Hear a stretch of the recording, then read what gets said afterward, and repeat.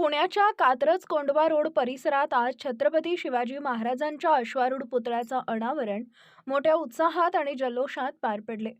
महाराष्ट्राचे मुख्यमंत्री देवेंद्र फडणवीस यांच्या हस्ते हा ऐतिहासिक व प्रेरणादायी सोहळा संपन्न झाला।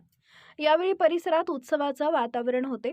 शिवप्रेमी नागरिकांनी मोठ्या संख्येने उपस्थिती लावली होती।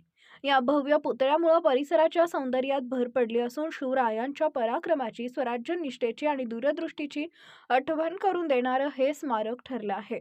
अश्वारूढ रूपातील छत्रपती शिवाजी महाराजांचा पुतळा धैर्य, नेतृत्व आणि अन्यायाविरुद्ध लढण्याची प्रेरणा देणार आहे, असं विधान परिषद आमदार योगेश टिळेकर यांनी सांगितले आहे।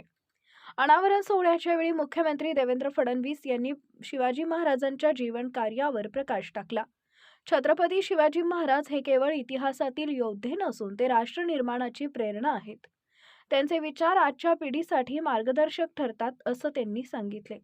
या कार्यक्रमास विविध मान्यवर, लोकप्रतिनिधी, सामाजिक कार्यकर्ते, शिवप्रेमी संघटनांचे पदाधिकारी तसेच परिसरातील नागरिक मोठ्या संख्येने उपस्थित होते।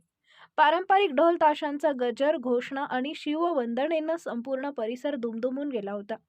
कार्यक्रमाच्या अनुषंगाने परिसरात योग्य ती वाहतूक व्यवस्था, सुरक्षा व उपाययोजना करण्यात आल्या होत्या।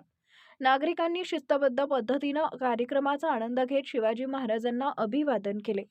हा अश्वारूढ पुतळा कात्रज कोंढवा रोड परिसरासाठी केवळ एक स्मारक न राहता स्वाभिमान, इतिहासाची जाणीव आणि भावी पिढीला प्रेरणा देणारे केंद्र ठरेल, अशी भावना उपस्थित नागरिकांनी व्यक्त केली आहे।